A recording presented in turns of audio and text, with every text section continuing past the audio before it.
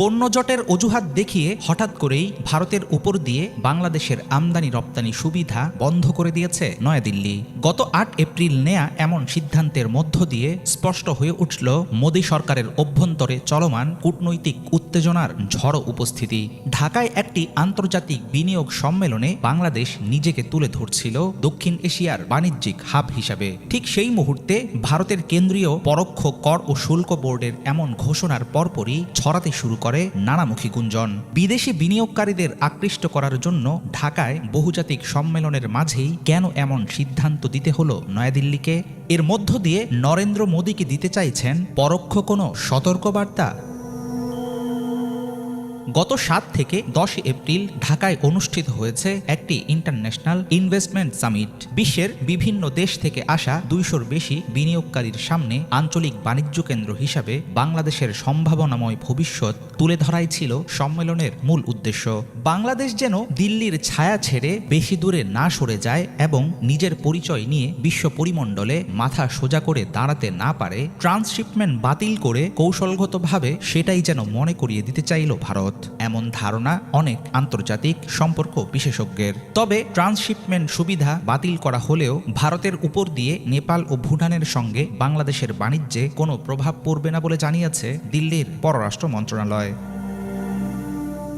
ক্ষমতাচ্যুত আওয়ামী লীগ নেত্রী শেখ হাসিনার পতনের পর থেকেই উল্টো অবস্থান নিয়েছে সবসময় বন্ধু দাবি করে আসা প্রতিবেশী দেশ ভারত। দিল্লির এবারের সিদ্ধান্তে ভারতের তাৎক্ষণিক সীমিত লাভ হলেও দীর্ঘমেয়াদে তার হারাবে একটি লাভজনক বাণিজ্যিক প্রবাহ। দিল্লির বিমানবন্দর দিয়ে পশ্চিমা বাজারে পণ্য পাঠানোর ফলে ট্রান্সশিপমেন্ট ফি, মজুরি এবং পণ্য পরিবহনের বিপরীতে ভারতীয় বন্দরগুলো আয় করত মোটা অঙ্কের রাজস্ব। এখন বন্ধ হয়ে যাবে সেই আয়ের উৎস। ট্রান্সশিপমেন্ট রুট ভারতের নিজের জন্য লাভজনক অপশন হলেও কেবল রাজনৈতিক উত্তেজনার কারণেই কি এমন হঠকারী সিদ্ধান্ত নিল নয়াদিল্লি? ভারতের বিকল্প হিসাবে চীন, পাকিস্তান, তুরস্ক ও মধ্যপ্রাচ্যের সঙ্গে বাণিজ্যিক সম্পর্ক জোরদার করছে বাংলাদেশ।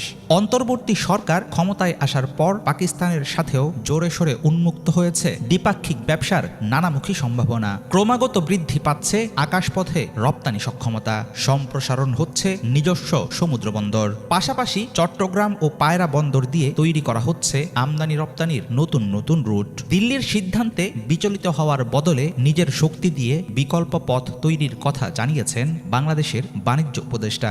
বিশ্লেষকরা বলছেন, ভারতের প্রতি মুখাপেক্ষিতা কমিয়ে স্বনির্ভরতার দিকে এগিয়ে যাওয়ার এটাই সঠিক সময়।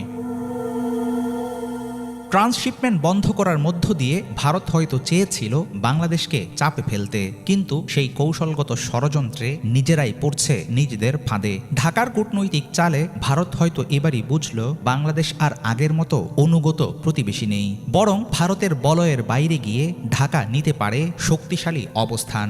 মোদী সরকারের রপ্তানি রুট বন্ধ করার জবাব কিভাবে দেবে বাংলাদেশ, সেটার দিকে থাকবে সবার নজর।